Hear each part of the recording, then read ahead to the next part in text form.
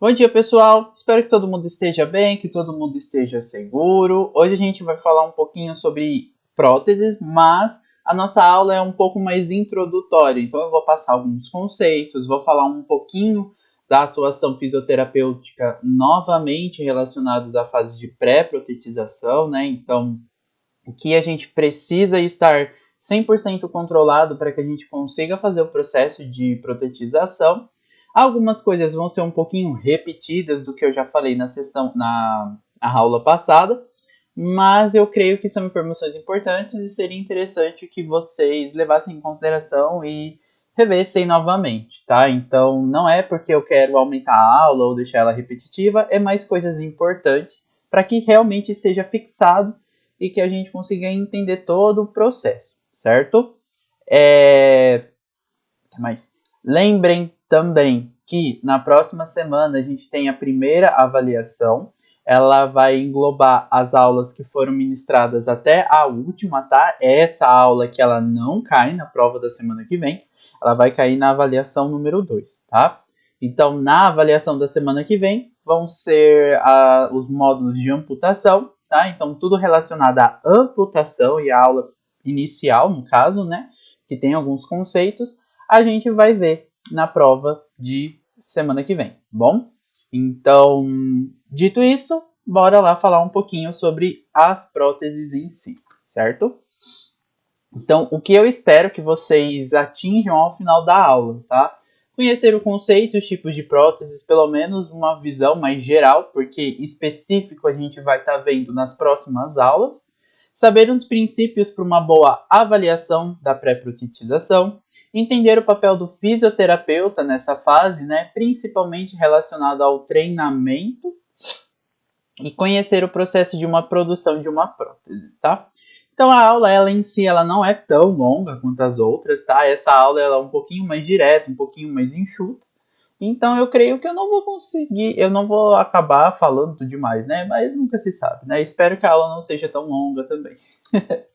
Então vamos lá, pessoal. Relacionado ao conceito, tá? Passando de uma visão mais geral sobre as próteses em si.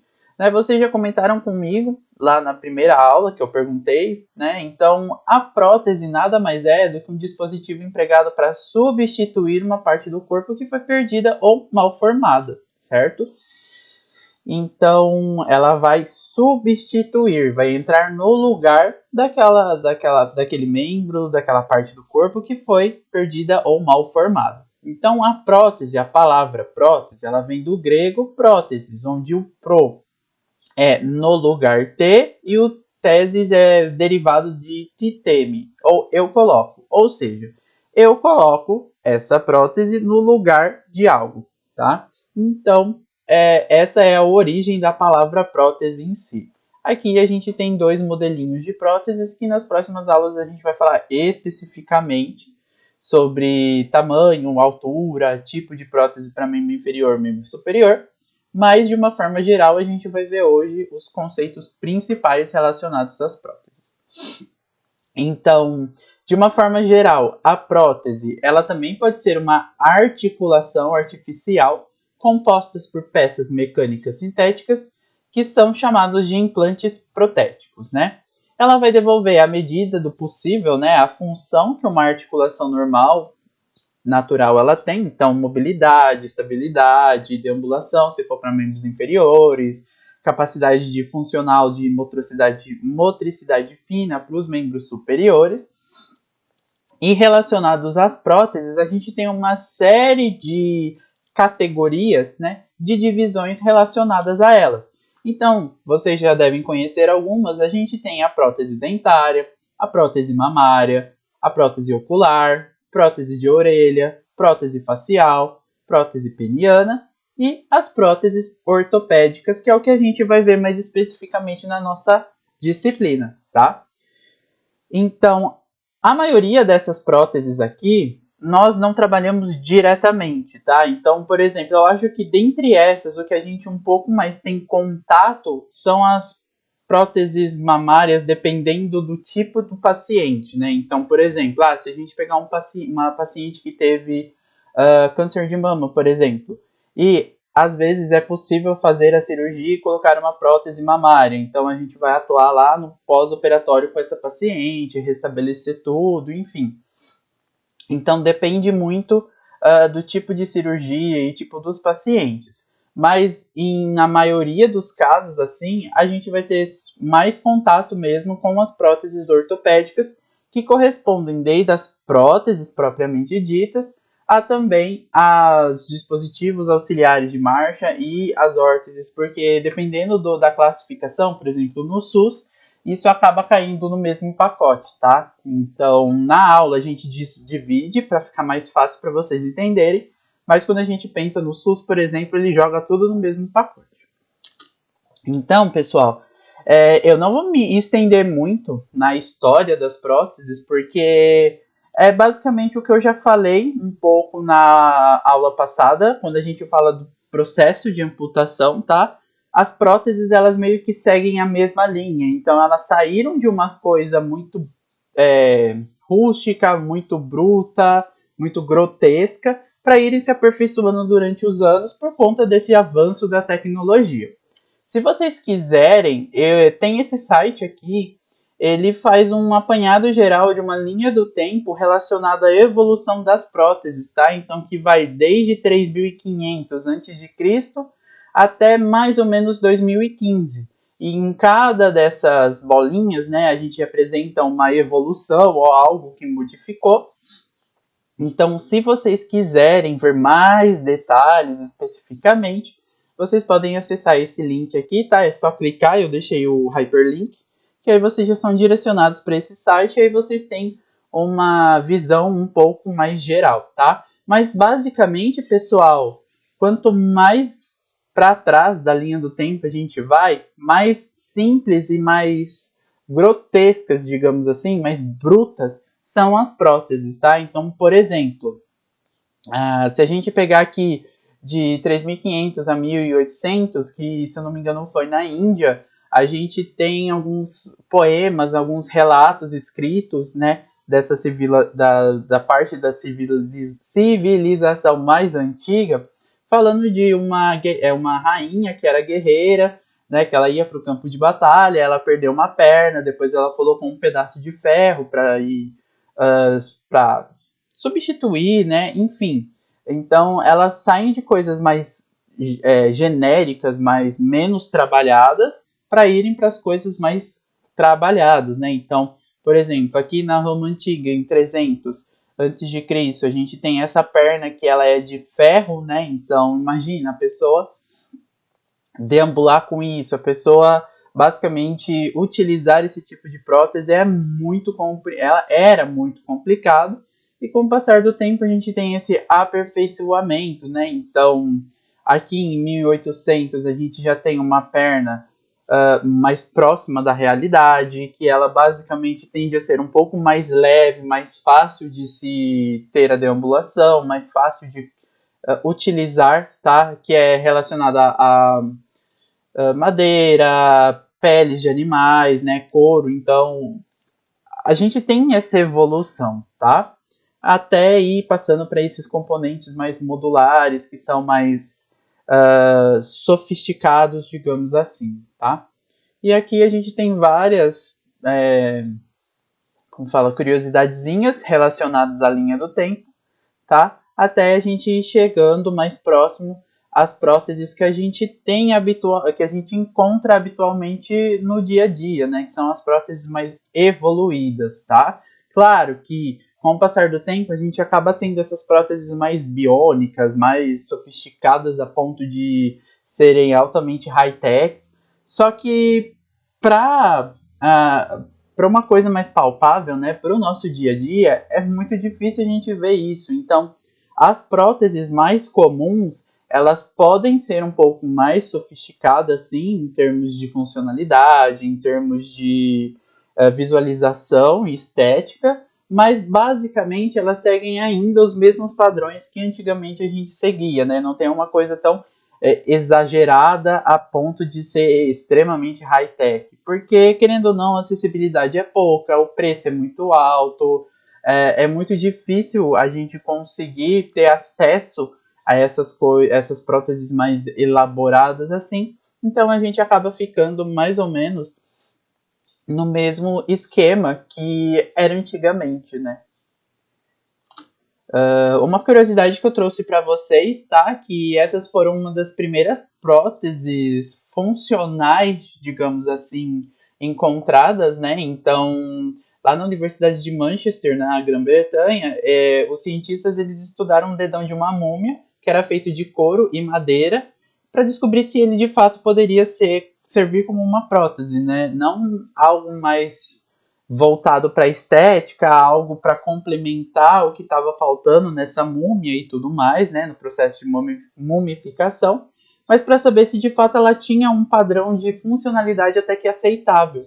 E aí eles fizeram a réplica, né, acabaram utilizando sensores, estudando mais a fundo, e eles descobriram que sim, além de ser uma prótese estética muito bem pensada, muito bem construída, para que de fato ela supra, né, a necessidade daquele membro, ela também era muito voltada para a parte funcional, pois ela trazia estabilidade, ela conseguia trazer uma deambulação mais correta para o paciente. Então, há muitos e muitos anos, a prótese, o conceito da prótese, a utilização das próteses, elas vêm evoluindo, tá? E desde muito antigamente, as pessoas já acabavam fazendo a coisa certa, né? Então, além da estética para trazer de volta toda aquela visão do membro que foi perdido, mas além disso trazer também um pouco de funcionalidade para o paciente em si. E é muito interessante, né? Porque a partir daí as coisas só foram evoluindo ao ponto de chegar em uma estética muito mais parecida com o organismo, com o corpo da pessoa, e mesmo assim trazendo quase a mesma função, ou basicamente a mesma função, para o indivíduo que acabou perdendo um membro. Agora, pessoal, a gente tem algumas classificações relacionadas ao tipo de prótese, tá? Então, se a gente pensar numa prótese, a gente vai ter 3 aspectos diferentes que elas vão ser divididos em 3 tipos, tá? Então, uma prótese, ela é classificada quanto à função, a estrutura e a energia, tá? Então, todas as próteses, elas são classificadas em subclassificações relacionadas a esses 3 itens. Então, quanto à função, uma prótese, ela pode ser tanto passiva ou ela pode ser ativa, tá? Aí eu vou explicar um pouquinho mais nos próximos slides. Quanto à estrutura, essa prótese ela pode ser exoesquelética ou endoesquelética. E quanto à energia, essa prótese ela pode ser endoenergética, exoenergética ou híbrida, tá? Tem algumas dessas palavras são um pouquinho complicadas, né? A gente acaba confundindo um pouco, mas vocês vão perceber que com o passar do tempo, vocês se familiarizando com essas nomenclaturas e entendendo o porquê de chamar desse jeito, fica fácil de vocês lembrarem, tá? Então, só retomando, basicamente as próteses elas são divididas em 3 aspectos e esses 3 aspectos são subdivididos em categorias. Então, quanto à função passiva ou ativa, quanto à estrutura exoesquelética ou endoesquelética, quanto à energia endoenergética ou exoenergética ou híbrida, tá? E agora a gente vai acabar vendo um pouquinho mais de cada uma dessas nomenclaturas e essas divisões. Então, quanto à função, nada mais é do que se a prótese ela pode ou não realizar alguma função específica, tá? Então, quando a gente pensa nas próteses passivas, como o próprio nome diz, elas não fazem tantas coisas, tá? As próteses passivas, elas também são chamadas de próteses estéticas ou cosméticas. Por quê? Elas apenas vão simular o membro, elas apenas vão substituir o membro sem trazer uma função para o paciente, tá? Então, é aquela coisa. Eu vou colocar essa prótese, ela vai simular o meu membro, por exemplo, uma prótese na mão. Eu vou simular a minha mão, só que ela não vai fazer nenhuma função. Então, eu não vou conseguir ter movimentos de dedos, eu não vou conseguir ter movimentos palmares, ela vai ficar extremamente parada sempre, mas simulando a minha mão, tá? Quando a gente pensa em uma prótese ativa, essa prótese ela já tem uma função. As próteses ativas elas são chamadas de próteses funcionais porque elas são capazes de proporcionar ao movimento funcional ao membro amputado. Então vamos pensar em uma prótese para desarticulação de cotovelo. A minha prótese, se ela for passiva, o meu antebraço aqui e a mão, eles não vão ter funções, nem o meu cotovelo. Eu não vou conseguir dobrar, eu não vou conseguir fazer flexão nem extensão de cotovelo, eu não vou conseguir pegar algum material, eu não vou conseguir mover esse antebraço, esse cotovelo e o punho, tá? Então ela vai ser passiva, ela só vai estar restaurando a função a visão externa do membro. Agora, se eu pego uma prótese ativa para desarticulação de cotovelo, essa prótese ativa ela vai ter essa função de flexão e extensão do cotovelo e possivelmente eu vou conseguir fazer alguma apreensão palmar que seja mínima para a mão da prótese e aí eu consigo pegar certos objetos. Então, as ativas vão devolver a função para o paciente e as passivas vão fazer apenas o trabalho de trazer a estética, a visão geral externa do membro amputado. Acho que ficou fácil de entender, né? Então, agora pensando quanto à estrutura, exoesquelética ou endoesquelética. Fica fácil quando vocês pensam em, como se fala, os esqueletos dos animais, por exemplo. Se a gente pegar o nosso esqueleto ele é classificado como um endoesqueleto, porque ele está dentro da gente, a gente não vê esse esqueleto. Se a gente pegar um besouro, por exemplo, né, um inseto, eles têm exoesqueleto, porque o esqueleto nada mais é do que a camada que fica externa e ela traz a função como se fosse um esqueleto. Então, se você olha para a prótese e a estrutura dela traz um esqueleto para fora, né? Então, tipo, ela simula um membro de uma forma geral, ela é classificada como um exoesqueleto, tá? Ou exoesquelética. Por quê? Ela parece um membro propriamente dito e de uma forma mais externa, tá? Então, a estrutura exoesquelética, ela é mais convencional, tá? Ela é um pouco mais acessível, ela é um pouco mais barata, então ela é classificada como convencional. Muitas das pessoas normalmente acabam tendo uma prótese dessa. Antigamente era muito mais utilizada. Elas são produzidas com componentes plásticos, podem ser de madeira, pode ser de alumínio. Então, dependendo dos tipos de materiais para confecção, essa prótese ela pode ser mais pesada, ela pode ser mais leve, o paciente pode ter mais facilidade para se mexer com ela, tá? E normalmente elas são utilizadas na confecção de próteses de banho e geriátricas, porque elas são mais firmes, elas são menos frágeis, digamos assim, tá? Elas acabam aguentando um pouco mais exposição à água, exposição a sol, essas coisas mais que trazem problemas para a estrutura da prótese e do material em si, tá? Ela é indicada para praticamente todos os tipos de amputação. Alguns níveis de desarticulação ou com cotos longos sugere-se agregar componentes modulares para obter um melhor alinhamento. E o que seriam esses componentes modulares? Se a gente olhar para cá, ela é como se fosse uma prótese única, certo? Você não vê, por exemplo, o joelho ele não pode se mexer, o pé ele não pode se mexer, né? Então, se a gente tem uma desarticulação, então praticamente o coto ele terminaria aqui, no joelho. Então, essa prótese exoesquelética do jeito que está aqui, ela não traria um conforto a mais para o paciente. Então, seria interessante colocar componentes modulares, que nada mais é do que fazer a divisão entre peças, né? Então, a coxa, aqui a perna e o pé, eles são móveis, então eu consigo substituir por outros tipos, outros tamanhos, outras formas, tá? E nada mais é do que os componentes modulares são chamados disso, quando a gente consegue ir desmembrando a prótese a ponto de trocar uma parte ou outra, tá? Então, de novo, a exoesquelética, ela vai trazer uma representação mais externa do membro, tá? Então, se a gente olhar para cá, a gente vê praticamente uma perna mais externa, né? A gente não vê o que tem dentro da perna.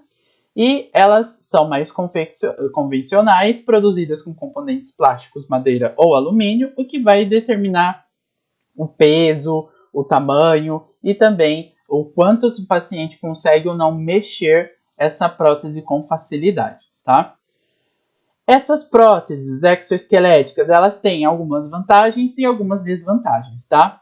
Essas vantagens para as próteses exoesqueléticas, elas são muito boas em fazer a sustentação. Então, vamos supor que o paciente precisa apenas ficar parado em pé, igual eu disse anteriormente, que é utilizado na confecção de próteses para banhos, por exemplo. Se o paciente necessita ficar em pé para tomar banho, para ter uma independência um pouco maior, alguma coisa assim, e esse paciente não vai fazer a deambulação, por exemplo, ele pode utilizar essa prótese porque ela é muito mais sustentável para ele, né? Então ela traz mais sustentação para esse paciente. Ela é muito mais resistente, então, a quedas, a batidas, a própria ação do sol, da água, poeira, enfim, elas são mais resistentes, então ela tem uma durabilidade um pouco maior. Aqui o item 3, a durabilidade dela é um pouco maior, né? Então quanto mais resistente, mais durável essa prótese é. E ela é uma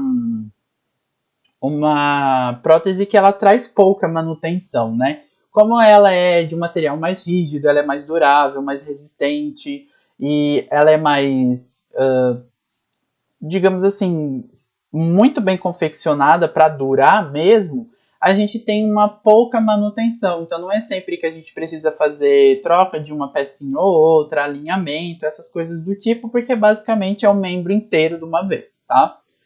Algumas desvantagens, né? Elas não permitem atividades mais sofisticadas, então se a gente pegar todas essas pernas aqui, elas basicamente não têm esse componente de articulação e tudo mais, então a gente não consegue ter umas atividades mais sofisticadas, então normalmente elas servem mais para sustentação mesmo, em posição estática, porque quando o paciente vai fazer deambulação ou o paciente vai fazer alguma outra atividade que seja, ela não traz essa gama de função a mais para o paciente, ela é bem limitada, tá? Normalmente ela tem uma menor opção de componentes, né? Então, ela é mais crua, digamos assim, tá? Ela é construída de uma forma muito mais única, o que acaba trazendo um pouco mais de problemas relacionados a essas coisas do componente, tá? O realinhamento é uma coisa não tão frequente, mas que é mais difícil de ser feito, né? Então, se a prótese ela acaba perdendo o alinhamento dela, a gente acaba mexendo em todas as estruturas da prótese de uma forma geral, porque ela é como se fosse uma prótese única, né? Então, dá mais trabalho para fazer. E a impossibilidade de intercâmbio rápido de componentes, né? Então, vamos supor que aconteceu algum pequeno acidente e o pé do paciente foi prejudicado. Então, ou quebrou, ou rachou, ou fez alguma coisa.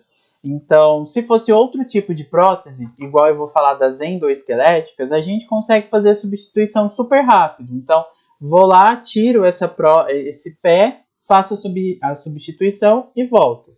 Como essa prótese ela é construída em um tiro único, digamos assim, é menos fácil de você fazer a substituição de uma peça, um componente específico. Porque aí você precisa trabalhar nela inteira, então vai demorar mais tempo para fazer essa troca e essa substituição. Já a endoesquelética, né, que é ainda relacionada à estrutura, ela vai simular muito os nossos ossos propriamente ditos, tá? Se a gente olhar para a prótese endoesquelética, a gente vai perceber que ela não tem esse aspecto tanto externo relacionado ao membro. Na exoesquelética, a gente percebe uma visão geral de um membro mais realístico. Aqui, na endoesquelética, a gente percebe mais a parte interna dos nossos membros, né? Então, por exemplo, a gente tem um único cano, né, propriamente dito, que vai fazer o papel da sustentação, da função e tudo mais, tá?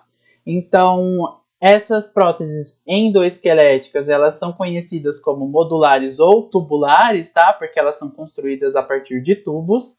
Elas são formadas por um sistema tubular que é sempre conectado a um encaixe, né? Então, a gente tem aqui o tubo, propriamente dito, a gente tem o encaixe da articulação que simula o joelho, a gente tem um encaixe aqui do pé e a gente tem também um encaixe aqui que vai fazer a conexão com o membro residual ou coto, tá? Elas são habitualmente construídas em aço, alumínio, titânio e fibra de carbono, o que traz um peso muito menor para esse tipo de prótese, tá? Então, a funcionalidade ela fica muito mais fácil, né? Então, o paciente consegue deambular de uma forma mais efetiva por ela ser mais leve. O paciente não faz tanta força, não gasta tanta energia para deambulação, né?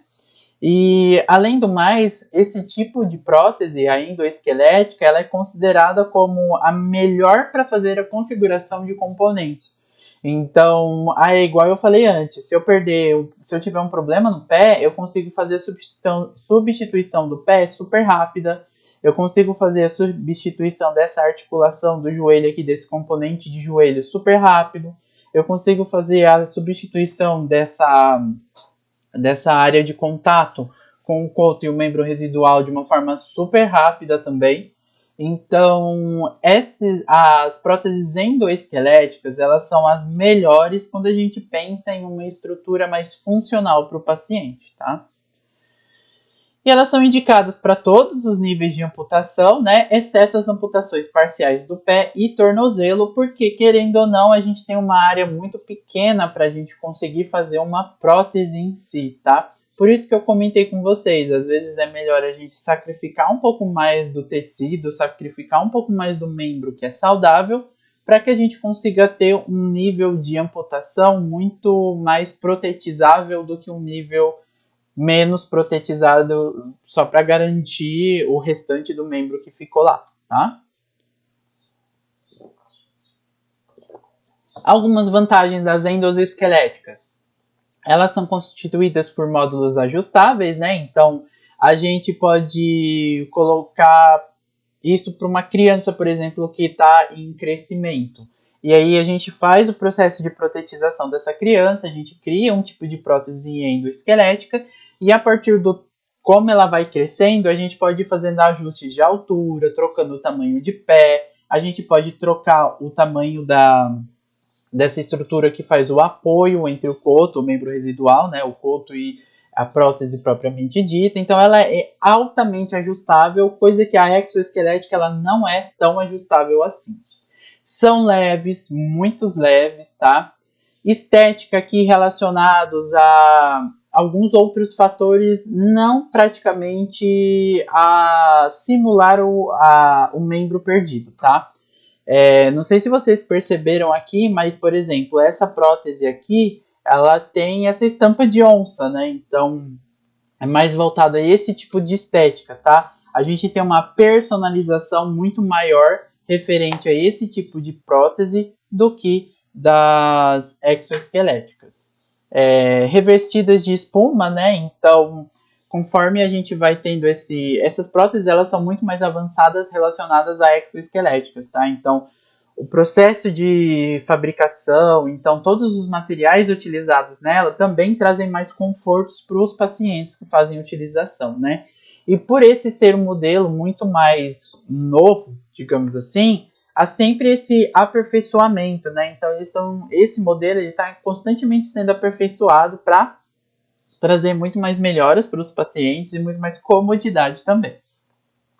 Algumas desvantagens é porque elas deixam a amputação em evidência, né? Então a gente sempre vai encontrar dois tipos de pacientes nos nossos tratamentos. O paciente que sente vergonha de utilizar a prótese e ele vai preferir sempre uma prótese exoesquelética porque ela vai simular muito mais o membro de uma forma geral, né, do que a endoesquelética. Se a gente pegar essa prótese aqui, se a gente colocar dois pacientes, um paciente que usa esse tipo de prótese endoesquelética e um paciente que usa uma prótese exoesquelética, provavelmente o que mais vai chamar a atenção vai ser a endoesquelética, porque ela é muito mais diferente da estrutura externa do membro. Enquanto a exoesquelética, ela simula muito bem essas estruturas, simula muito bem uma perna, um braço, uma mão, enfim, o que seja. Então, alguns pacientes se sentem muito mal fazendo a utilização desse tipo de prótese, né? Então, por mais que esse tipo de prótese ela possa ser melhor para o paciente, mais funcional para o paciente, eles optam por uma prótese mais estética só para ter uma melhor qualidade de vida em aspectos psicológicos, tá? Então, para alguns pacientes, a endoesquelética ela é muito ruim porque deixa a amputação em evidência. Por ela ter vários componentes, e esses componentes são modulares e muitas gamas de ajustes e tudo mais, ela é uma prótese que precisa de uma maior manutenção. Então, constantemente é preciso fazer realinhamento, constantemente é preciso fazer checagem de materiais, de parafusos, de todas essas pequenas estruturas relacionadas a essa prótese, tá? Então, quanto mais peça, mais manutenção, mais difícil é o cuidado em relação a elas, tá? O valor é muito mais elevado, tá? Porque a gente tem mais componentes, a gente tem componentes modulares, a gente tem uma função um pouco maior relacionada às exoesqueléticas. Então, o valor para esse tipo de prótese ele acaba ficando um pouco mais elevado, né? E por conta de todos esses fatores, né, já que precisa de mais manutenção, tem mais componentes e tudo mais, elas acabam sendo menos duráveis. Então, até porque, se elas trazem mais funções para o paciente, elas também são mais utilizadas, né? Então é aquilo, se você tem um determinado aparelho, um determinado objeto, se você não faz uso constante disso, ele vai durar mais tempo. Agora, se você pega o mesmo objeto e faz um uso mais constante, então você sempre está manipulando, você sempre está trocando de lugar, essas coisas, sofre influência de vários outros fatores externos, como luz, água, poeira, enfim, eles acabam durando menos tempo, tá? Então tem esse fator também, não só por conta dos materiais utilizados na confecção, mas se você usa mais a prótese, ela vai durar menos também, porque ela tem mais função, então você consegue fazer mais coisas com elas, certo?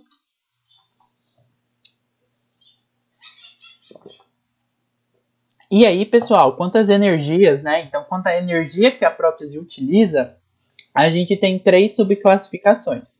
Então, a gente tem as endoenergéticas, que a gente pode fazer um paralelo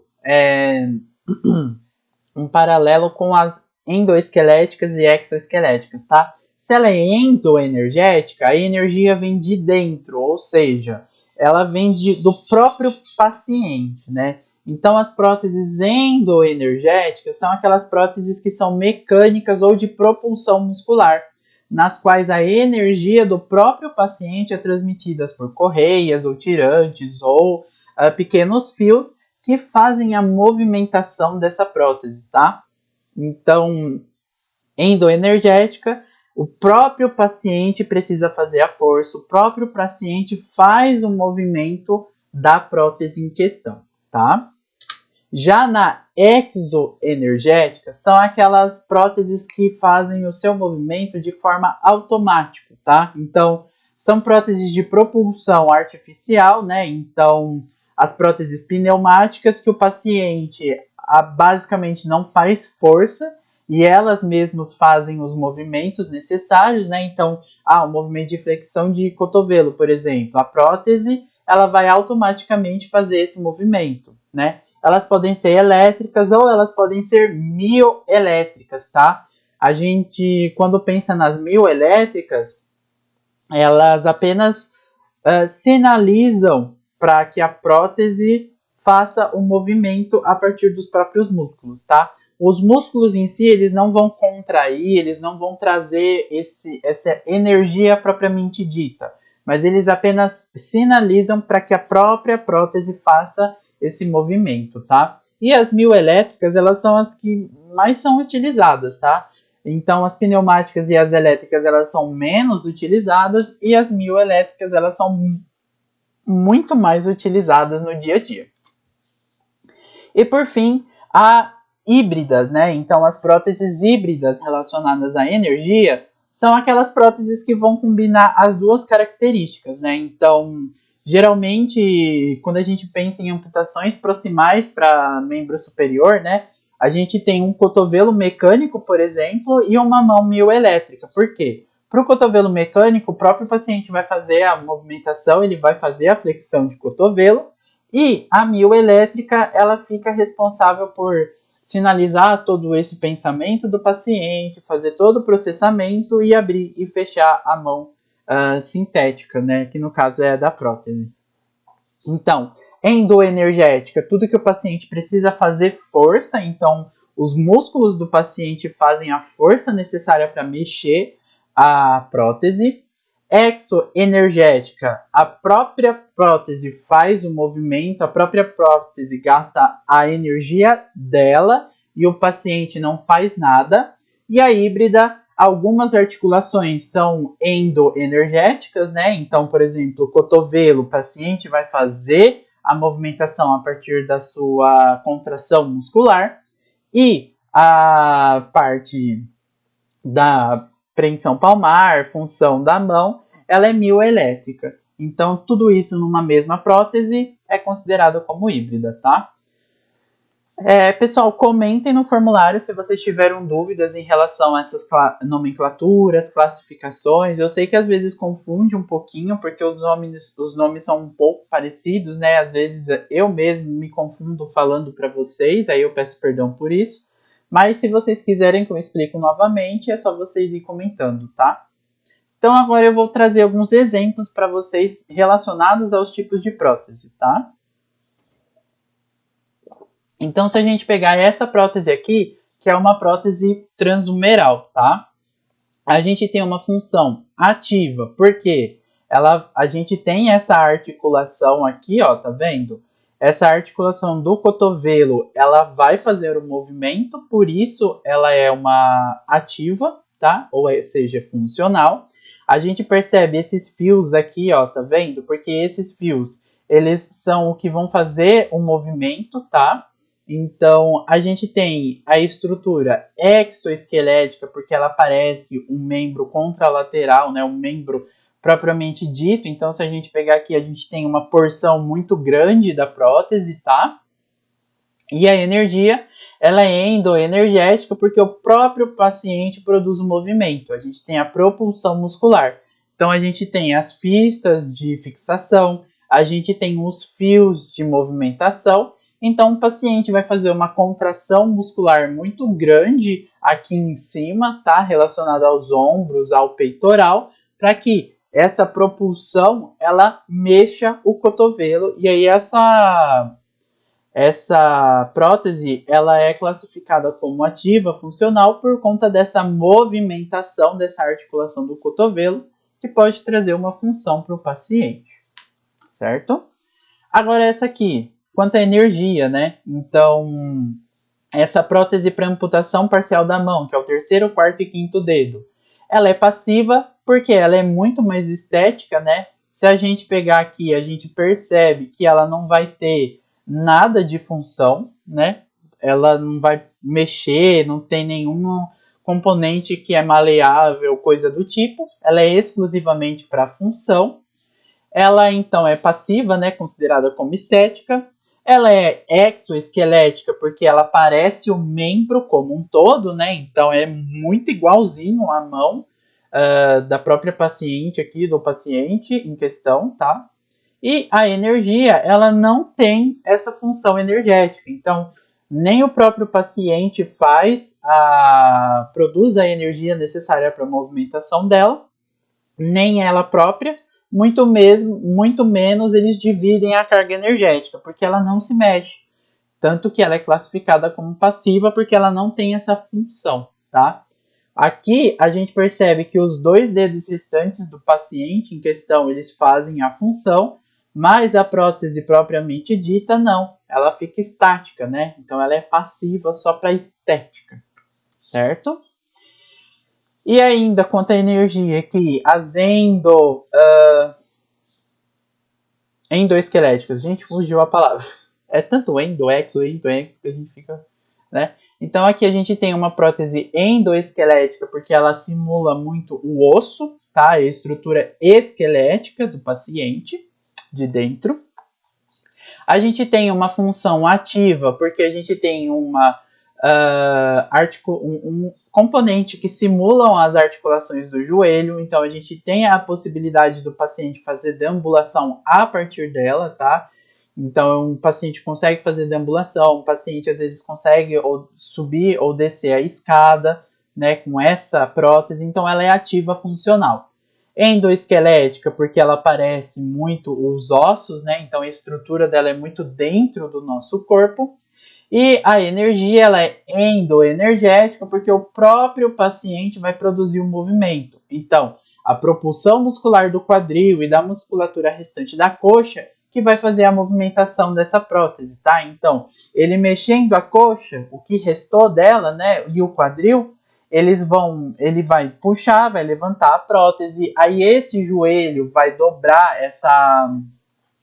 esse mecanismo do joelho, ele vai dobrar automaticamente por conta do movimento aqui da coxa e do quadril, tá? E o paciente vai fazer a movimentação dessa prótese propriamente dita, tá? Por isso que ela é endoenergética. Certo? Se vocês não entenderam direitinho os exemplos, vocês podem me falar que eu explico novamente, tá? E aí os tipos específicos e componentes específicos a gente vai ver nas aulas de próteses para membros superiores e membros inferiores, tá? Então, o que eu queria passar das próteses para introdução, para trazer esses esquemas para vocês já irem entendendo um pouquinho mais, era isso, tá? Agora, a gente precisa falar um pouquinho sobre as condições para protetização, né? Então, como que o paciente deve se apresentar para nós para que a gente consiga fazer o processo de protetização de forma adequada?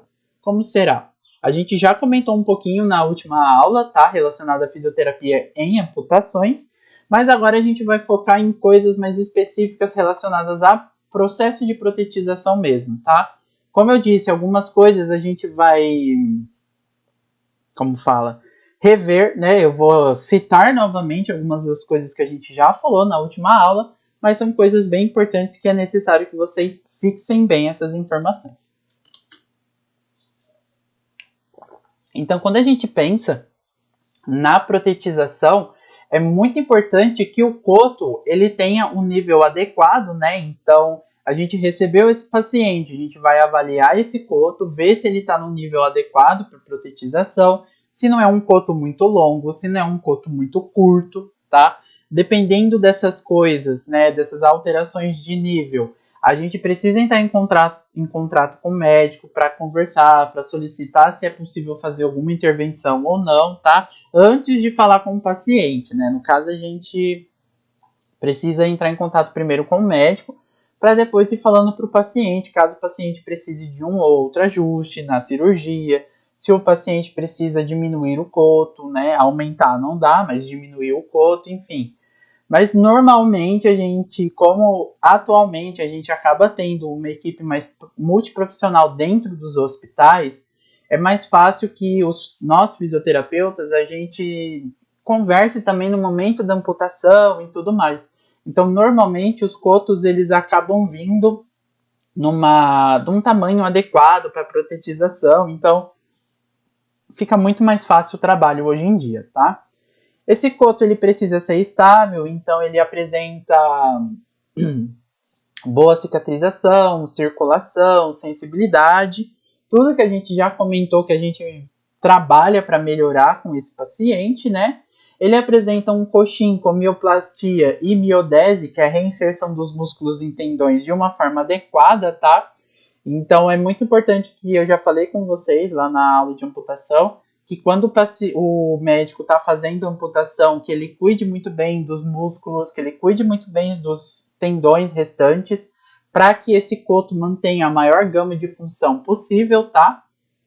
Então a gente precisa sempre avaliar isso, avaliar o estado da pele, avaliar, né, que ele tenha um bom estado da pele, uma boa sensibilidade, que não tenha úlceras ou enxerto cutâneo, né? Então, teve problemas com uma outra úlcera e aí teve que tirar a pele de algum local para costurar, para fazer a cobertura daquela úlcera e tudo mais, e isso acaba trazendo mais cicatriz, mais problemas pro coto, enfim, né?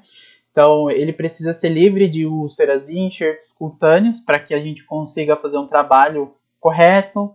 Ausência de neuromas terminais e espículas ósseas, né, que a gente já comentou na aula passada. Boa circulação arterial e venosa, boa cicatrização, ausência de edemas. Então, para que a gente siga com o processo de protetização, é muito importante que o coto em si tenha tudo isso aqui, tá? Então, são 10 itens que a gente precisa levar em consideração na hora da avaliação e a gente precisa tratar no período pós-operatório caso tenha alguns problemas desse, tá? Então, se a gente levar em consideração que no período pós-operatório a gente tratou tudo isso, a gente trouxe a melhor condição para o coto, o processo de protetização vai ser super fácil, super rápido de ser feito. Então, o tratamento pré-protetização, né, o que a gente vai trabalhar com o paciente até o momento da colocação da prótese pela primeira vez e depois o trabalho pós-protetização, que é ajuste e tudo mais, nesse período antes da chegada da prótese propriamente dita, a gente basicamente vai trabalhar técnicas para controle de dor e edema, dessensibilização, enfaixamento, que foi o que a gente acabou falando na última aula, né? Principalmente se o paciente tem esses problemas evidentes. Caso o paciente chegue para você para o momento de pré-protetização e ele não tenha dor, não tenha edema, a sensibilidade esteja ok, que ele sempre faz o enfaixamento corretamente, a gente já pode trabalhar direto a neuroevolução, né? Que nada mais é do que um controle postural com esse paciente, e ir seguindo para fortalecimento e alongamento para preparar de fato para a prótese. Então a gente pula algumas etapas. Se você atendeu esse paciente desde o momento pós-operatório, tomou todos os cuidados, fez tudo certinho, esses 3 itens aqui, eles já foram feitos na fase pós-operatória, perdão. Então, o tratamento pré-protetização, a gente já segue direto aqui na neuroevolução e no fortalecimento e alongamento. Agora, se é um paciente que você não atendeu no período pós-operatório e ele chega com todas aquelas complicações de coto, né? Então a gente precisa controlar dor, edema, a gente precisa fazer o trabalho de dessensibilização e um enfaixamento mais específico para esse paciente, para que a gente consiga evoluir para reabilitação da neuroevolução e o fortalecimento e o alongamento. Então, como eu já disse anteriormente, técnicas para controle de dor, edema e a melhora da cicatriz. A gente tem eletroterapia, massoterapia, posicionamento, meias compressivas, hidratação adequada relacionada à cicatrização, hidroterapia e termoterapia, né, que nada mais é do que o turbilhão, né? Então, se o paciente ainda depois do período pós-operatório, ele chega para você com todos esses problemas no coto, a gente precisa utilizar essas técnicas para ir melhorando, tá? Que são basicamente tudo que a gente falou lá no período pós-operatório, tá? Então, a gente só pode encaminhar o paciente para a confecção da prótese quando não tem mais edema, quando o paciente não tem mais problemas com a cicatriz, quando o paciente não tem mais problemas com a sensibilidade, tá? Porque se a gente encaminha o paciente não tendo todos esses aspectos controlados, a confecção da prótese ela vai ser completamente comprometida, desde da tirada de medidas para a confecção da prótese propriamente dita, quanto da área de contato entre o coto. Então, se a gente pega um paciente com edema e manda para fazer tirar medidas, Se esse edema regredir em 2, 3 dias, a prótese ela vai ficar larga, porque o paciente estava edemaciado. Se a gente manda um paciente que tem a sensibilidade completamente descontrolada, esse paciente não vai conseguir fazer descarga de peso, esse paciente não vai conseguir colocar a prótese e não vai conseguir usar ela. Então a gente precisa controlar isso de forma eficaz, tá? E se o paciente tem problemas na cicatrização e a gente leva ele para fazer esse processo de medida e confecção da prótese, às vezes a área de contato da prótese vai acabar ferrando ainda mais a cicatriz desse paciente, até abrindo a cicatriz e promovendo uma lesão, uma úlcera que seja com esse paciente. Então é muito importante que dor, edema, cicatrização e sensibilização desse paciente estejam completamente controladas para o processo da protetização, tá? Então, agora, né, repetindo um pouquinho relacionado à dessensibilização, né? Então a gente, como eu já comentei na aula passada, para a gente dessensibilizar o coto do paciente, a gente vai tendo que fazer estímulos na extremidade distal do coto, tá? Porque daí o organismo do paciente ele vai entender que aquilo ali é o final do membro agora e que aquilo ali vai começar a ter mais contato com o ambiente, contato com estruturas, enfim. Então, esse contato, fugiu a palavra, gente. Constante. Esse contato constante com o final do coto, com a estrutura da extremidade distal, vai acabar normalizando as vias sensitivas do coto e a partir daí vai ser como se tivesse um membro sentindo a sensibilidade normal. Então a gente vai ser capaz de fazer descarga de peso com esse paciente vai ser capaz de segurar a prótese no coto, de fazer a descarga de peso dentro da prótese. As áreas de contatos não vão trazer problemas para esse paciente, tá?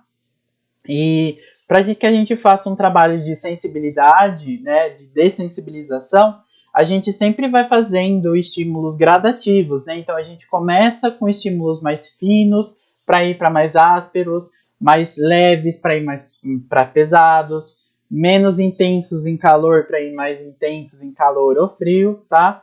Então, a partir do momento que o paciente ele não vai reclamando de como está acontecendo esses estímulos, né, sensitivos, a gente pode ir progredindo para que até ele tenha uma sensibilidade muito normal, muito parecida com o membro contralateral, que ainda sobrou, tá? Como a gente faz isso? Eu já falei na aula passada, por meio de algodão, esponja, lixa, calor superficial, ultrassom, tatetização, pressão, enfaixamento, né? E isso é muito importante porque a gente consegue pedir para o paciente fazer em casa, né? Então, a gente ganha um pouco de tempo na sessão quando o paciente faz isso diariamente, e isso vai potencializar esse processo de dessensibilização, tá? E aí a gente ensina o paciente a fazer em casa e a gente ganha um período de tempo muito importante com esse paciente, tá? O enfaixamento, ele é muito importante para afunilar, para modelar o coto, para perfeita adaptação à prótese, tá? Então, a gente já comentou na aula passada também, porque ele diminui edema, previne estase venosa, protege a pele, diminui desconforto, enfim, pela dor, sensação fantasma. É importante que o enfaixamento seja realizado 24 horas por dia, apenas retirando para o banho, inspeção e tratamento do coto. É importante que a gente faça uma pressão mais distal do que para proximal e que a gente enfaixe no tipo 8 para ele conseguir pegar mais áreas e deixar esse coto de uma forma adequada para protetização, tá? Só alguns cuidados que a gente precisa ter. Alguns pacientes têm alergia a essa faixa elástica, né? Então a gente precisa colocar uma meia de algodão ou algum outro tecido onde o paciente não tenha essa alergia para que a gente consiga fazer o enfaixamento adequado. A gente precisa tomar cuidado com essa compressão excessiva, tá? Ela precisa ser um pouco apertada assim, desde que não promova isquemias, tá? Então a gente não pode prejudicar a circulação local por conta de um enfaixamento muito apertado, e ele também não pode ser muito leve, porque senão ele não vai ser eficaz. Então a gente precisa sempre ir avaliando para ver se está numa compressão adequada ou não, tá? E é muito importante que a gente tome cuidado com ferimentos locais, tá? Se o paciente tem alguns ferimentos, algumas úlceras, algumas coisas assim relacionadas ao tratamento, a gente precisa tomar cuidado com o enfaixamento, tá? Então a gente precisa proteger um pouco mais. Dependendo do caso, a gente precisa fazer um processo de intercalação entre o enfaixamento e o respiramento daquelas úlceras e tudo mais para ajudar na cicatrização, tá? E aí a gente não pode deixar sempre enfaixado, porque senão a gente não tem um processo de cicatrização e recuperação adequada, tá? Aí a gente chega na parte teoricamente nova, né, que é a neuroevolução e controle postural. Quando a gente tem a perda de um membro, pessoal, seja ele principalmente membro inferior ou até membro superior, a gente tem a alteração do centro de gravidade desse paciente. Então, o centro de massa corporal, o centro de gravidade, ele pode ser tanto deslocado para frente, para trás, ou para um lado ou para o outro. Então, para a direita ou para a esquerda. Então, o paciente ele perde essa noção espacial, o paciente perde essa capacidade de se manter equilibrado no espaço. Seja sentado, seja na posição de 4 apoios, seja na posição em pé. Então, a gente precisa fazer com que esse paciente passe novamente pelos passos de neuroevolução, né, que nada mais é do que uma evolução normal dentro dos padrões de infância, de movimentação, de equilíbrio, para que a gente consiga treinar de forma efetiva as habilidades funcionais desse paciente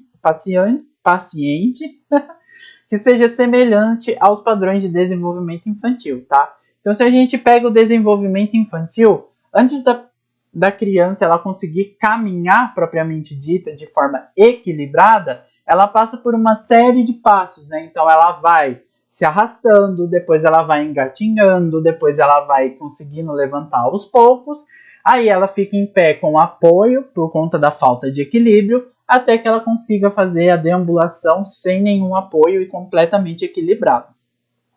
Quando a gente tem a perda de um membro, a gente tem esse centro de massa corporal, de gravidade completamente deslocado. Então a gente precisa voltar desde os princípios, né? Então a gente precisa voltar desde os primeiros passos do controle neuropostural, né? Da neuroevolução, até que a gente consiga fazer um equilíbrio mais 100% com esses pacientes, tá? E como que a gente faz isso?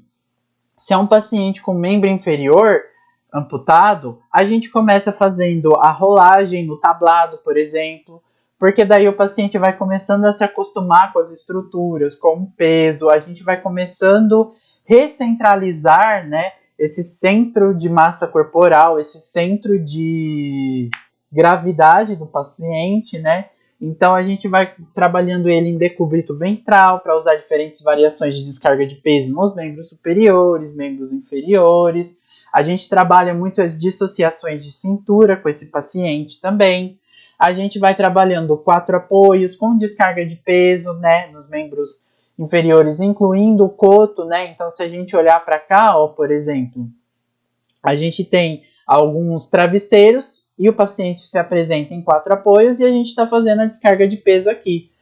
Aí a gente tem aqui também liberação de segmentos, né? Então a gente tem a descarga de peso no membro inferior diretamente no membro amputado. Aí a gente tem uma suspensão do membro do membro contralateral que não foi amputado, tá?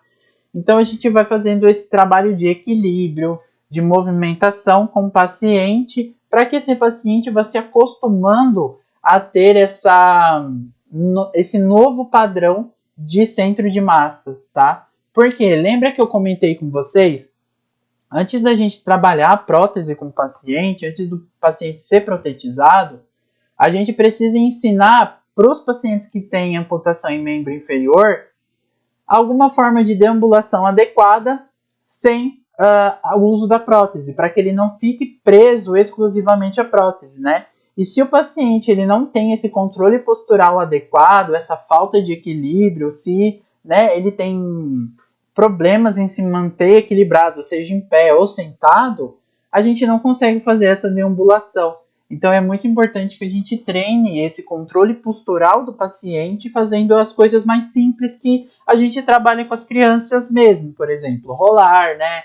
Fazer esse decúbito ventral e fazer movimentações de membros superiores para que ele vá treinando um pouco mais, tendo equilíbrio. A gente pode colocar o paciente em uma bola suíça, por exemplo, para treinar o controle do tronco, para que a gente consiga fazer dissociação de cinturas também, para que a gente tenha um controle da pelve maior, né? A gente pode ir trabalhando com o paciente à medida que ele vai evoluindo, a gente pode colocar ele em apoio unipodal, né?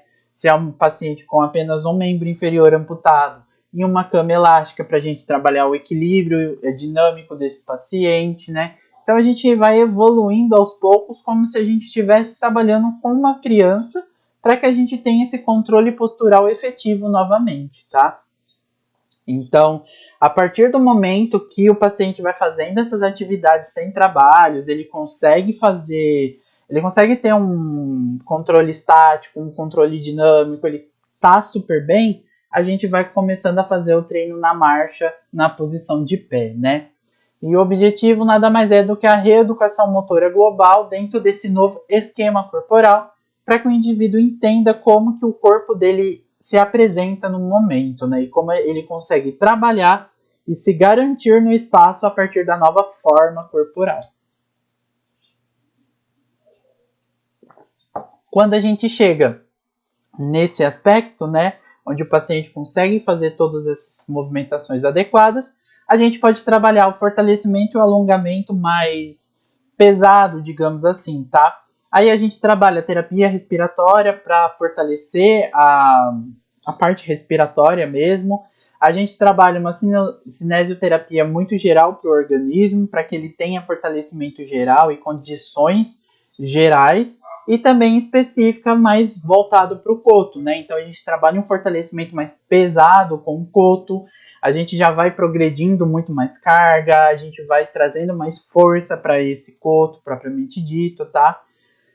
Uma coisa que eu também falei na aula passada, principalmente em amputações de membro inferior, é muito importante que a gente trabalhe os fortalecimentos dos membros superiores para transferência, para a gente conseguir ajudar o paciente a tirar a prótese de uma forma adequada, tá? É muito importante. E também porque o fortalecimento dos membros superiores, eles auxiliam na utilização desses materiais que vão estar promovendo a auxiliação na marcha também, tá? Então, como melhorar as fases de neuroevolução, fortalecimento muscular? Com bola suíça, com exercícios ativos, né, isométricos, isotônicos, fortalecimento dos músculos do tronco, do core, né, que vão ajudar nesse equilíbrio estático, vão ajudar também no equilíbrio dinâmico. Então a gente pode trabalhar desde inicialmente equilíbrio, fortalecimento mais direcionado, como a gente pode trazer uma gama de possibilidades de tratamento, né? Então, enquanto a gente trabalha o equilíbrio aqui na bola suíça, por exemplo, a gente está trabalhando o fortalecimento de membro superior, a gente está trabalhando o fortalecimento do membro residual, né? Com a caneleira, por exemplo. Então, a gente consegue ir trabalhando muitas coisas ao mesmo tempo quando o paciente vai evoluindo, tá? Então, a gente precisa focar também no membro não amputado, tá? Muitas vezes a gente acaba focando em fortalecer e tudo mais o membro amputado, e quando a gente vê o membro não amputado, ele acaba perdendo muita função também. E se a gente pensar no processo de protetização, ele acaba sendo desequilibrado em relação ao membro amputado, porque a gente trabalhou muito mais o membro amputado. Mas é importante que a gente trabalhe os dois membros, o amputado e o não amputado também, tá? Então, fortalecimento de quadríceps, discos tibiais, abdutores, adutores, extensores de quadril, flexores de quadril. Pode ser com caneleira, pode ser com aqueles equipamentos igual a gente tem lá no CEAFIR de cadeira extensora, cadeira flexora, com as cordinhas lá, que eu esqueci o nome, gente. Enfim, aqueles aparelhos lá que tem peso mesmo, igual de academia que a gente vai levantando. E é muito importante que a gente trabalhe bem, tá? Para o membro amputado, a gente pode utilizar caneleira, a gente pode usar bola, que é muito importante para fortalecimento, tá? A gente pode até colocar o paciente naquelas estruturas de academia mesmo, dá um pouco mais de trabalho, dependendo do tamanho do coto, não é adequado, mas se for, a gente consegue trabalhar com aquilo também, tá? Então, fortalecimento de abdutores, adutores, flexores, né, extensores, pode fazer com resistência manual também, que é muito importante. Caneleira vai super bem também, a gente consegue ir progredindo muito bem um peso. Com a bola é mais para inicialmente, né, quando o paciente não tem ainda tanta força e a gente está começando com esse paciente, a partir do momento que o paciente consegue evoluir muito mais, a gente pode ir trabalhando com caneleira, né? E aí fica muito fácil para a gente trabalhar com esse paciente. Opa!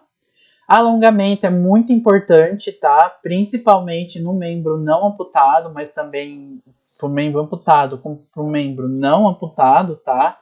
É muito importante que vocês sempre tirem o começo da sessão para fazer alongamento com seus pacientes, para que vocês consigam ganhar mais amplitude de movimento, mais força muscular com esses pacientes, tá?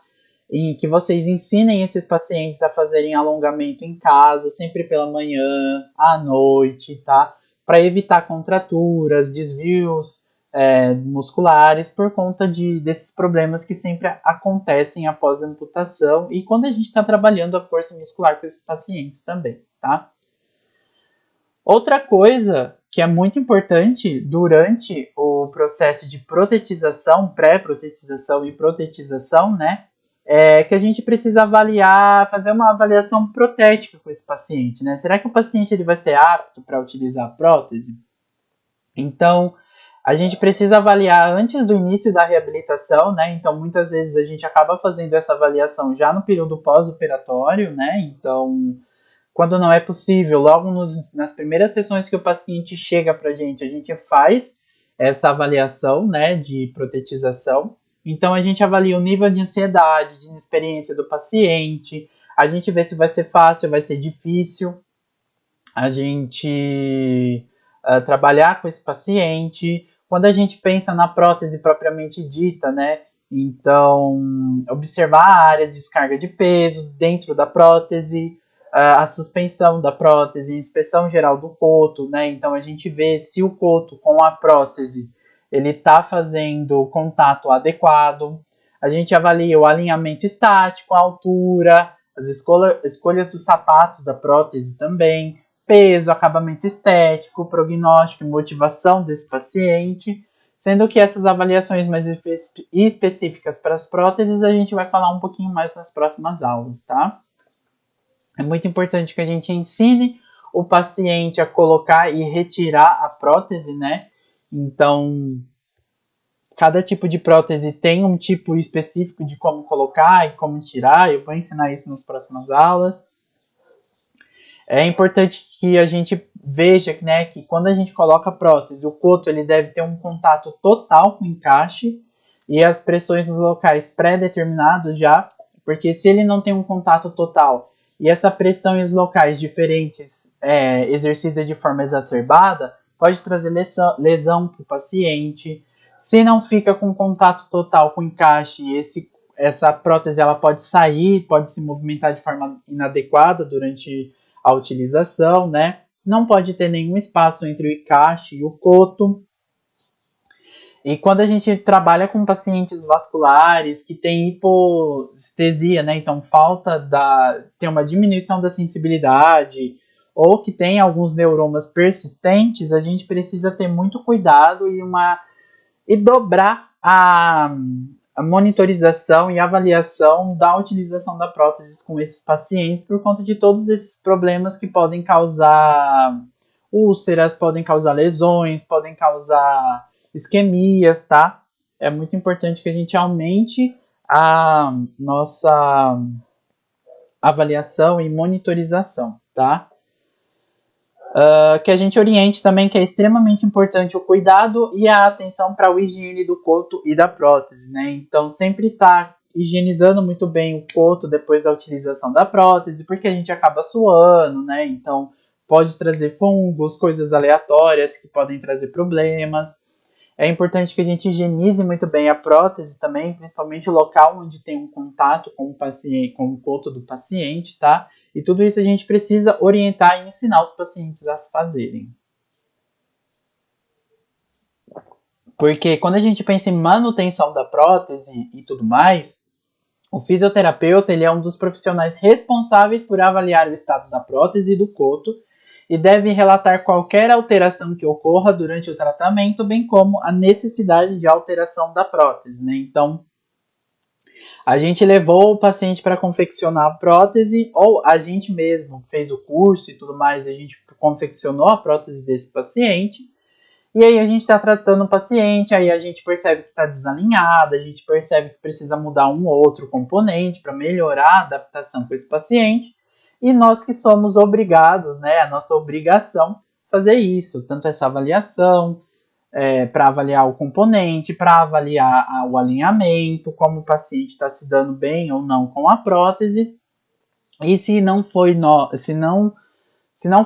a gente que confeccionou, né, que a gente está por trás dessa confecção da prótese, a gente precisa entrar em contato com as pessoas que fazem esse tipo de manutenção técnica, que fazem esse tipo de conserto, para que o paciente tenha a melhor prótese possível, tá? Que a forma da prótese seja a melhor possível para esse paciente.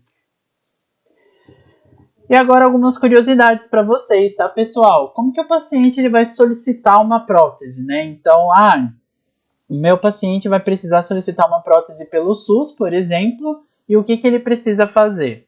Primeiramente, ele vai para a unidade básica de saúde, ele vai passar pelo médico, ele vai explicar toda a situação, e o médico ele vai acabar fazendo essa solicitação e liberação de tudo mais para a prótese, tá? E aí, depois disso, o paciente é encaminhado para um centro especializado de reabilitação, tá? E a partir daí, ele vai fazer uma avaliação mais específica, normalmente pelo fisioterapeuta, que vai avaliar todos esses aspectos para a produção da prótese, né, inspeção e tudo mais, ver se o paciente ele é apto para ter a prótese ou não, tá? E aí, a partir disso, ele vai ser tratado, né? Ele entra num programa de tratamento onde a gente tem o processo de adaptação, processo pré-protetização, pós-protetização, processos de verificação e acompanhamento da prótese, tá? E aí a gente tem todos esses processos para que o paciente solicite uma prótese. Caso o paciente ele precise de uma prótese, ele vai acabar pagando uma prótese particular, ele pode ir em alguma dessas casas ortopédicas, né, que fazem esses processos, porque normalmente lá tem fisioterapeutas especializados como trabalho, e aí é só ele chegar lá e o fisioterapeuta especializado, técnico, né, de prótese, ele vai fazer a avaliação, vai passar o orçamento em si, vai fazer o processo de construção, de produção da prótese e pode ou não normalmente atender os pacientes ou passar para colegas ou pessoas especializadas em tratamento de pré-protetização, pós-protetização. Então depende muito se é particular ou pelo SUS, tá? Aí esses centros especializados em reabilitação, que fazem parte do SUS, onde os pacientes vão e fazem esse processo de avaliação, de tratamento e de acompanhamento. A gente tem vários espalhados pelo Brasil, tá? E aqui no estado de São Paulo, a gente tem 5 desses centros especializados que são fixos, então 2 em Bauru, 2 em São Paulo, 1 em Osasco, e um itinerante que ele é sazonal, digamos assim, tá? Dependendo do tempo, ele fica ou não. E aí, atualmente, a gente tem um itinerante aqui em Bauru também, tá? Então, basicamente, para os nossos pacientes fazerem essa solicitação do SUS e tudo mais, eles basicamente vão precisar ir para Bauru, que é mais perto, para fazer esse acompanhamento, essa avaliação e tudo mais, certo? E aí, as etapas de concessão de uma prótese no SUS, ela é baseada nas etapas de concessão da Organização Mundial de Saúde. Claro que eles fizeram algumas adaptações, mas basicamente a gente tem a identificação da demanda e referência, né? Então, o paciente vai para a atenção básica, ele faz todo o cadastro no SUS e tudo mais, e aí eles vão sendo encaminhados para os profissionais mais específicos para dar seguimento com esse processo de pedido da prótese em si, tá? Então, depois disso, eles passam para avaliação e prescrição, né? Eu não vou ler tudo aqui, depois, se vocês quiserem, vocês podem ler nos slides. Mas, basicamente, é aquela coisa de avaliar o paciente, de preencher os formulários específicos. O fisioterapeuta ele vai avaliar, tirar medidas, ver se o paciente precisa de uma prótese mesmo ou não, qual o tipo de prótese esse paciente vai ser mais beneficiado ou não. E a partir disso ele vai selecionar, né, detalhar tipo, modelo, classificação, características, se vai precisar fazer uma modificação ou não, se esse paciente pode utilizar uma prótese pré-fabricada já e ter adaptações, ou ele precisa de uma prótese fabricada do zero, né? Então, a partir dessas avaliações e prescrições, o fisioterapeuta ele detalha tudo que é necessário para a confecção e a obtenção da prótese para o paciente, né?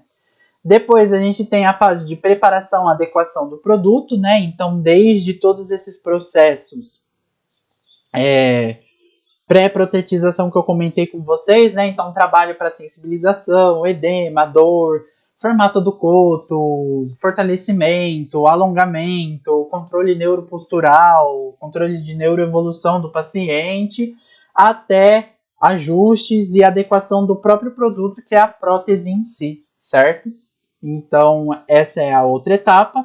Depois a gente tem um treinamento do usuário, que nada mais é do que a fase de pós-protetização, onde a gente vai ensinar o paciente a tirar e colocar a prótese, trabalhar a deambulação, trabalhar a movimentação, se for para membro superior. A gente vai trabalhar fortalecimento, alinhamento, controle postural também, alinhamento postural com esse paciente. E depois a gente entra na fase de manutenção, reparos e acompanhamentos, né? Onde a gente avalia se o paciente precisa fazer reparos simples, reparos mais elaborados para prótese. A gente entra num estado de acompanhamento onde periodicamente esse paciente volta para ser avaliado, para ver se precisa fazer algum ajuste ou não, se o paciente precisa trocar a prótese ou não, tá?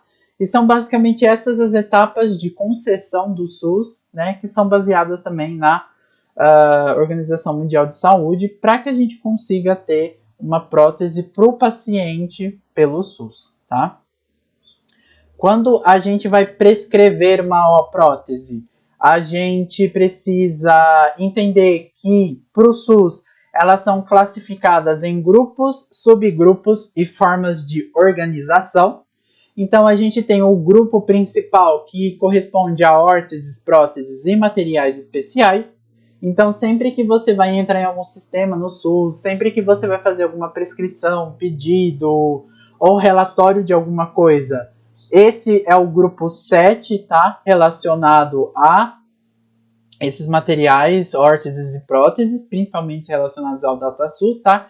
Que é o sistema mais principal, onde a gente faz solicitação, onde a gente faz acompanhamento e consultas. Os subgrupos que a gente trabalha, propriamente dito, é órtese, próteses e materiais especiais não relacionados ao ato cirúrgico. Vocês vão ver que a gente tem os relacionados aos atos cirúrgicos, mas nada mais é do que aqueles que são implantados no organismo da pessoa. Então, o paciente precisa fazer uma artroplastia de joelho. Eu vou trocar toda a articulação do joelho desse paciente por uma articulação artificial. Só que ela vai dentro e a gente precisa fazer a cirurgia para colocar essa prótese.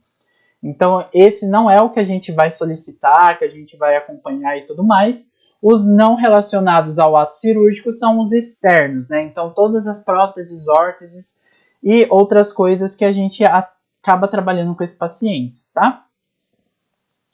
Então, a forma de organização, a gente tem 3 itens basicamente que a gente pode atuar, prescrever e trabalhar com esses pacientes, que é as órteses, próteses e os materiais auxiliares de locomoção, que nada mais é do que cadeira de rodas, andador, muleta. As ortopédicas, que são as próteses para membros superiores, membros inferiores e tudo mais, tá?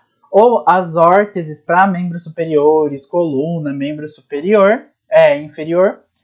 E o item 9, que é substituição, troca em órtese e prótese ou reparo e coisas do tipo, tá? E aí eu trouxe para vocês também o site do DataSUS, onde a gente, quando tem mais privilégios, né? Então, eu trabalho nesse centro especializado de reabilitação, e aí eu vou fazer a avaliação, eu vou solicitar uma prótese, eu vou prescrever direitinho para o paciente, vou solicitar no SUS. Aí eu entro nesse link aqui, tá? Vocês podem clicar aqui, é um hyperlink também. A gente vai seguindo esses passos a passos para que a gente consiga encontrar a prótese específica, o valor, fazer a solicitação e tudo mais, tá? Eu vou passar rapidinho por aqui, porque eu gravei um vídeo para vocês que eu vou estar liberando na atividade também, onde eu mostro como a gente navega nesse site, como a gente encontra próteses, órteses, preço e tudo mais, tá? E aí eu vou soltar no vídeo junto com a atividade. A gente só precisa ficar atento à guia de competência, tá? 9 de 2021, que é a mais atual, e a gente consegue ter dos outros anos também para ver a evolução das próteses que foram adquiridas e possíveis de serem disponibilizadas pelo SUS também, tá? Mas em relação a esse site específico, tem um videozinho que eu vou soltar para vocês dentro da atividade também, tá? E agora, por fim, pessoal, só mais uma curiosidade para vocês, né? Como que a gente produz uma prótese? Qual que é o passo a passo de produzir uma prótese, né? Então, basicamente, a gente tem a avaliação inicial, as medidas do coto, né? Então, o paciente, ele tem o coto avaliado em circunferência, em tamanho, em altura e tudo mais, tá? Normalmente as próteses elas não acabam englobando todo o coto, algumas ou outras, né? Por exemplo, esse paciente que é transtibial. Oh meu Deus, eu não consegui parar. Aí, foi. Eu vou tirar o negócio aqui. Cadê? Questão de ponteiro, tira o ponteiro. Tá. Aí, por exemplo, esse paciente que tem uma amputação transtibial, ele não tem uma prótese que vai acabar cobrindo todo o joelho e tudo mais, tá? Normalmente, transtibiais que têm o joelho funcional, a prótese ela acaba cobrindo só os lados e deixando a articulação do joelho aberta para movimentação, tá? Aqui ele fala, né, que ele está colocando essa luva de borracha, que é onde basicamente ele vai ter contato com a pele do paciente, tá? E também ele está fazendo isso para tirar o negativo, né, a impressão negativa do coto e da estrutura para de fato construir a prótese, tá? Então, percebendo o alinhamento e tudo mais, ele vai colocar essa borracha que é o contato principal com o paciente, tá?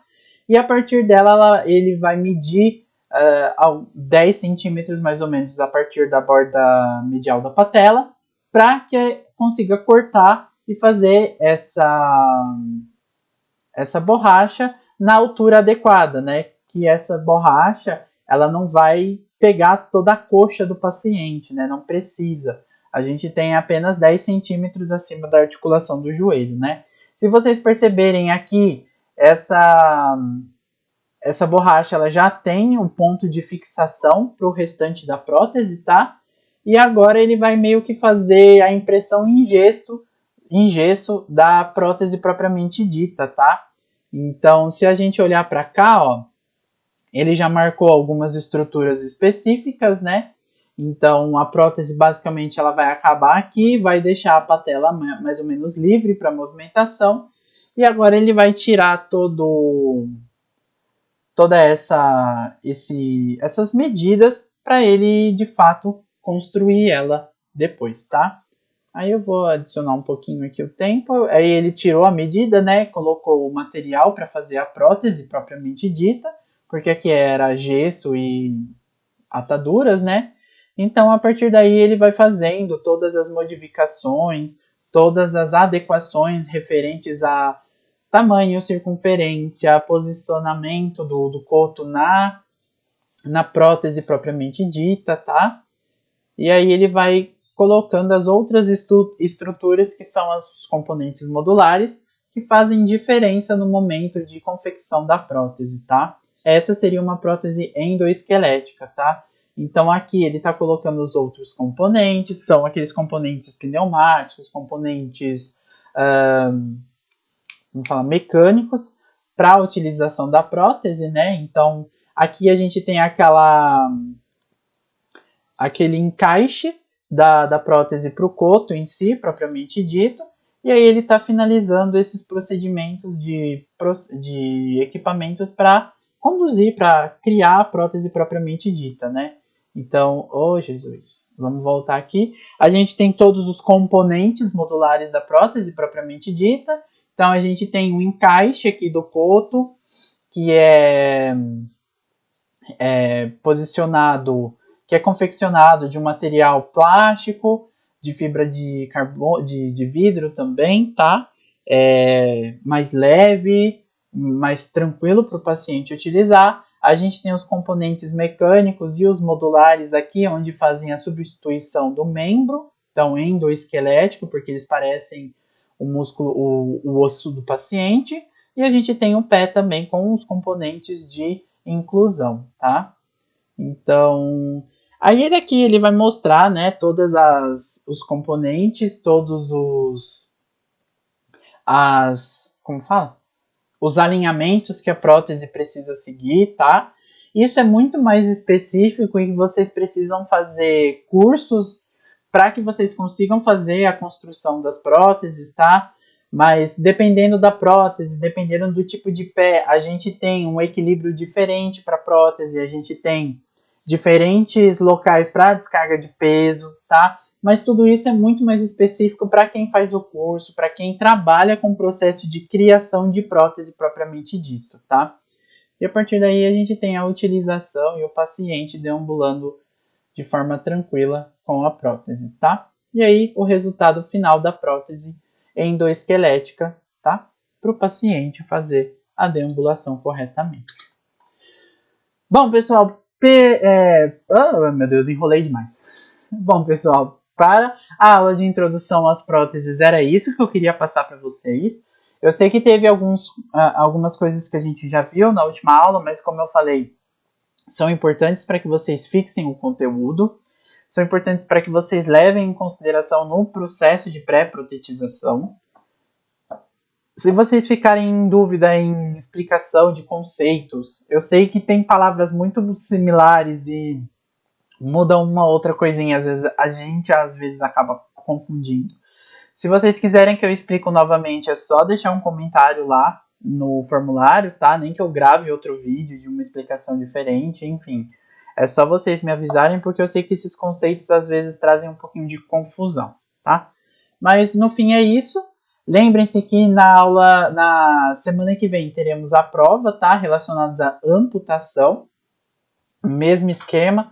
Vou liberar o formulário, vou ficar 2 dias para vocês preencherem. Vai ter mais ou menos 10 questões, valendo 10 a prova. E depois eu solto a correção para vocês, tá? Perguntas dissertativas ou objetivas também, tá bom? Então é isso, pessoal. Um bom fim de semana para vocês. Estudem bastante para a prova e nos vemos na semana que vem. Não, semana que vem nós não nos vemos, porque eu vou só liberar a prova. Meu Deus, confusão. Sorry. Mas é isso, gente. Até mais, pessoal. Muito obrigado, viu?